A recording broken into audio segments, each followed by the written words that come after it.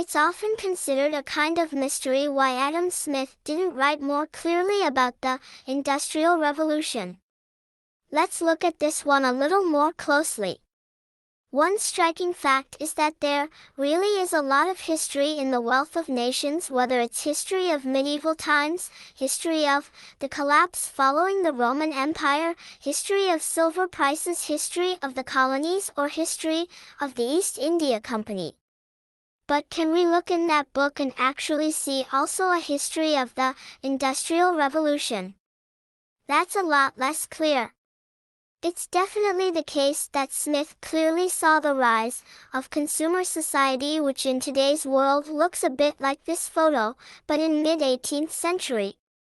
Great Britain was already well underway. It's perhaps when you look at Smith's discussions of the rise of towns and nobles spending their money on baubles and trinkets rather than supporting workers on the land that you can see this in Smith most clearly. So to the extent the Industrial Revolution was first and foremost a consumer revolution, as it's been stressed by such contemporary writers as McKendrick. Well, in that regard, Smith in a way did see the onset of the Industrial Revolution. He just didn't focus so much on all those machines. You don't get the sense, reading Smith, that he understood that the modern world would end up looking a bit like this, and that there could be discontinuous jumps in the command of humanity over, say, energy and material resources. Instead, Smith is still quite worried about the notion of keeping capital intact, as is reflected by his analysis of productive and unproductive labor. And he actually suggests it's agriculture which stands the greatest chance of keeping capital intact.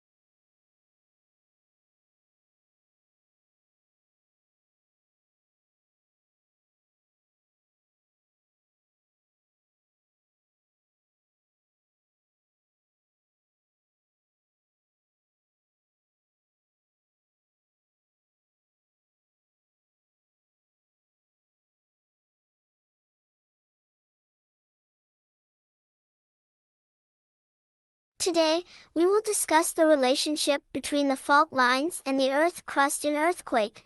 This dislocation of the rock occurs from the Earth's surface 7 kilometers to several hundred kilometers vertically down to the crust.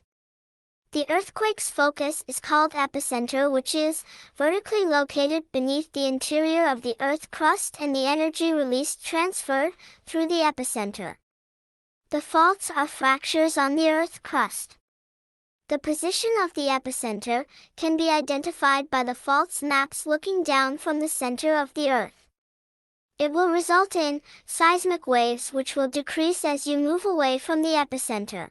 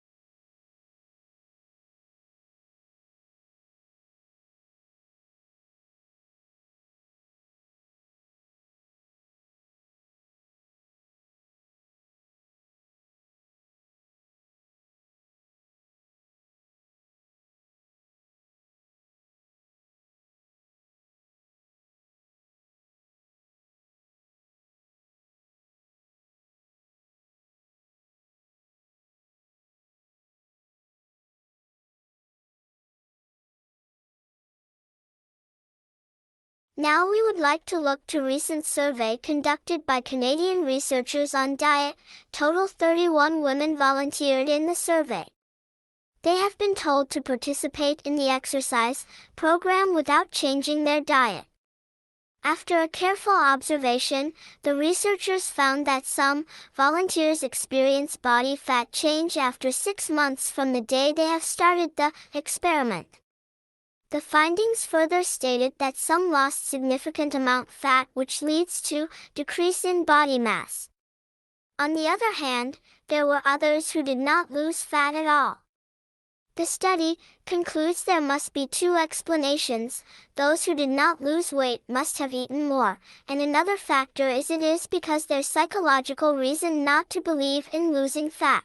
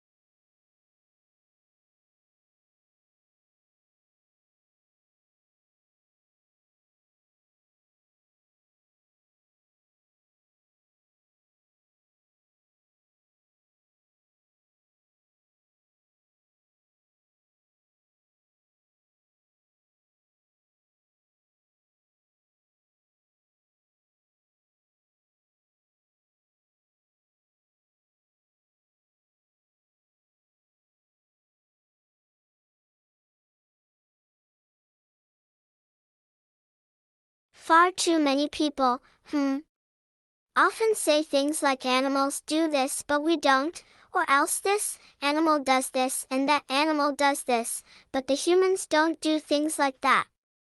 Those statements have some hidden assumption that we are not animals. When we say animals do this, animals do that, we often assume that we're not animals. If we are not animals, what are we? Are we plants or trees or flowers? No, we are not. Then okay, we are not plants. Are we microorganisms, really tiny microscopic things? No, we are not. Then the natural conclusion must be we are not living things. That's not true. Yes, we are animals and I see animals in us and I see humans in animals. So, I'm going to talk about the animal behavior and human nature. In order to understand human nature, we can look into animals' eyes and animal behavior and find something about what made us who we are.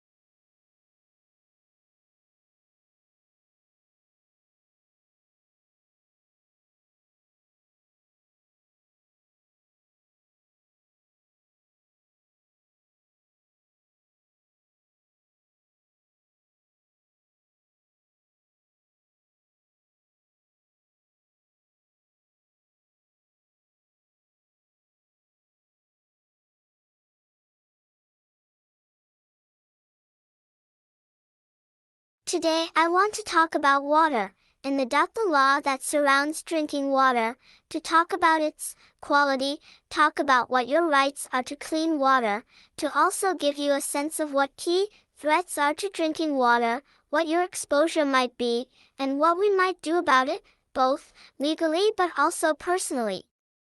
Water is a critical component of our environment and our bodies. Your body is close to 70% water. You can go for several weeks, 2 to 3 on average without food. You can only go for about 4 minutes without air, and you can go for maybe 4 or 5 days without water before you die. So water is absolutely critical, and one of the key arguments I want to make today is that it's a largely neglected area of environmental law, given the rapid increase in our knowledge about chemical threats to water quality and where those threats come from.